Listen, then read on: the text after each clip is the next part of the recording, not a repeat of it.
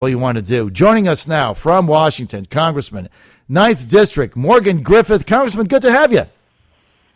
Good to be with you. Hope all is well. Doing fine. How's your family? Everybody's doing great. Thank you. And now your wife, Hillary, now she's a judge, right? She is. She's a juvenile and domestic relations district court judge. Wow, and that started in July? It did. It did indeed. It's been busy for her, but she's enjoying it. All right, she's having a good time. That's the main thing. All right, Hillary Griffith, judge in Southwest Virginia. Okay, now let's get, Congressman, to some of the top issues. I want to start with the Pope's visit to Congress, joint session tomorrow. Are you excited? Are you going to be there? I am going to be there. There's a lot of security in D.C., as there should be. And so it's going to be a little more hectic than it would normally be. But I'm awaiting to hear the Pope's comments, and it'll be interesting to see exactly what he says. All right, should be interesting, and certainly the left-wing liberal media is going to play up anything he says about climate change or anything else, because that's what they do. So, but look, we're excited about him being here. I'm a Catholic, so I'm just happy that he's in the United States, and hopefully he'll bring peace, love, and good cheer and all that good stuff. Let's get to some of the tougher issues going on. I'm going to start with the Syrian refugees, Congressman. A week ago, President Obama calling for 10,000. That went to 85,000. Now it's 185,000. Soon it's going to be 200,000 Syrian refugees into the United States. A lot of people have concerns about this. One, they can't be properly vetted for security. Two, it bothers many of us, like me, that none of the rich Arab countries are taking any of them, including Kuwait, who we liberated with our blood. And then the third thing is many of these refugees, healthy, young males, people look at it and say, our kids are dying, fighting for them, and they're going to come to the United States, get on welfare, have a strawberry ice cream. Meantime, our kids dying. How does this make any sense? Well, certainly the way the president has it laid out does not make sense. Obviously, as a nation that has always wanted to be out there and extol the principles of welcoming in those who are oppressed and who are in trouble, I do think we have some obligation to take a look at it. But the problem is, with that many coming in, there's no way they can properly vet them. As you pointed out, a lot of them are going to be young men.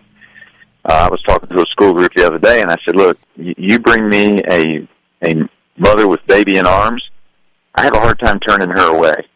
But, this is not what the president and the Secretary of State have proposed. They're going to let in, willy-nilly all kinds of folks, no vetting whatsoever, knowing that a number of these people have pledged to bring down the United States. It's just foolish. And, I would like to see us set up a system. We need to, of course, our entire immigration laws need to be revamped.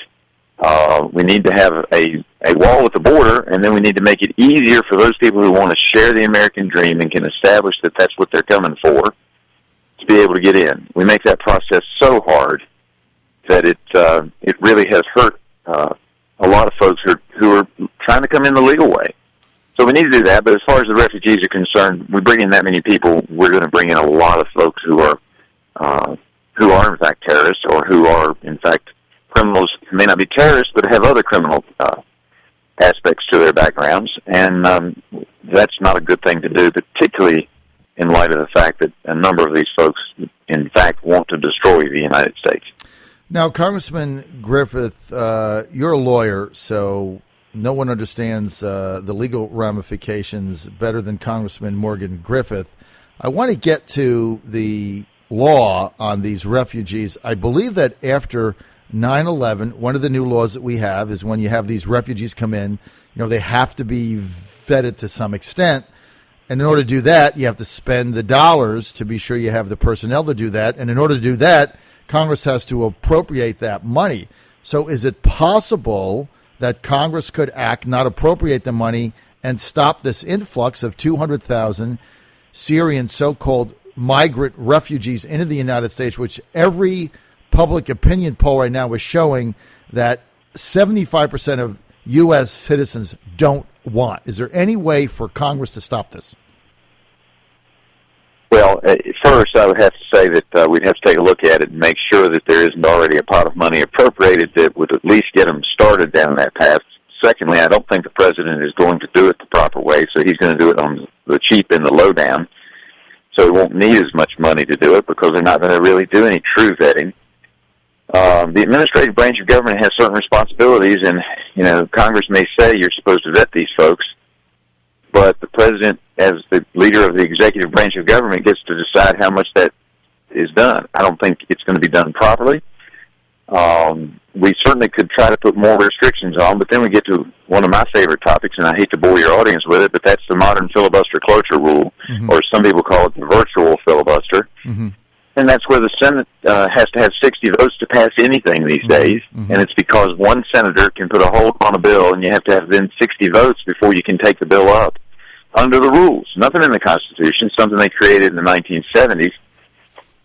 And as a result of that, it's very difficult to get 60 votes on anything, particularly when the president is telling his people in the Senate, don't go there. And Harry Reid blocks it up.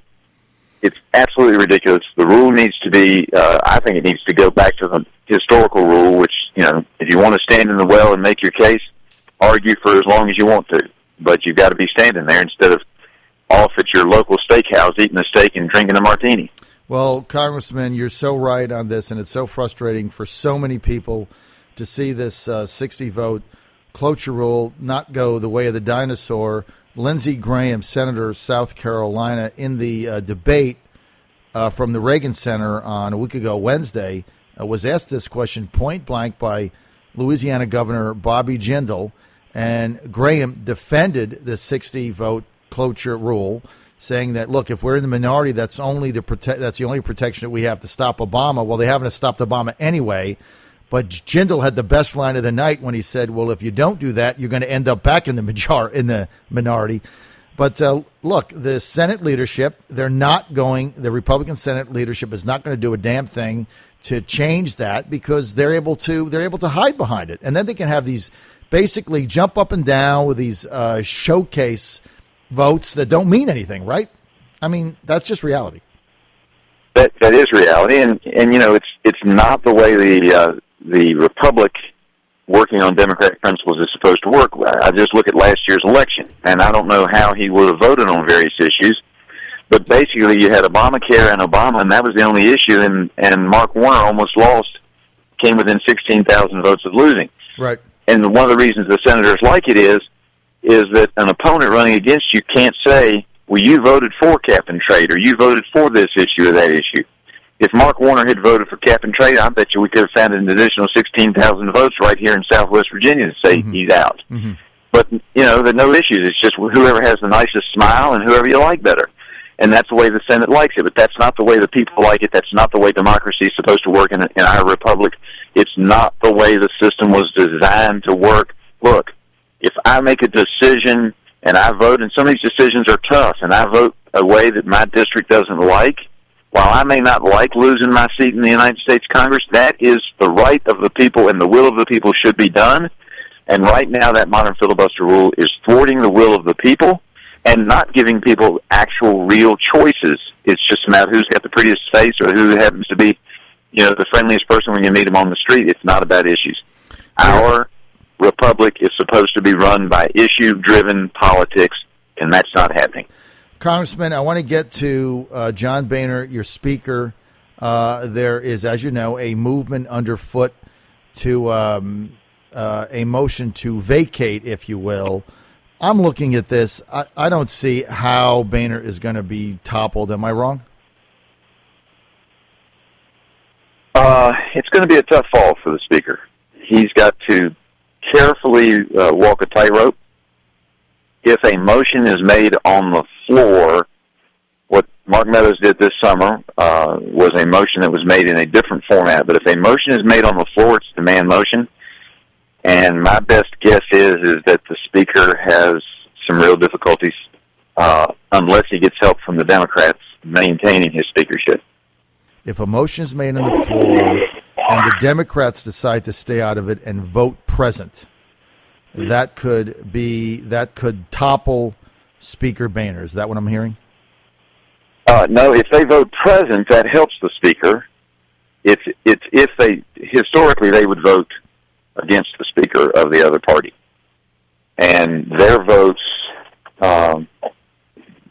could topple the speaker, because there are a lot of folks dissatisfied who probably vote to rule the chair is vacant. Be interesting to see what they do, but I don't know that vote will actually come up.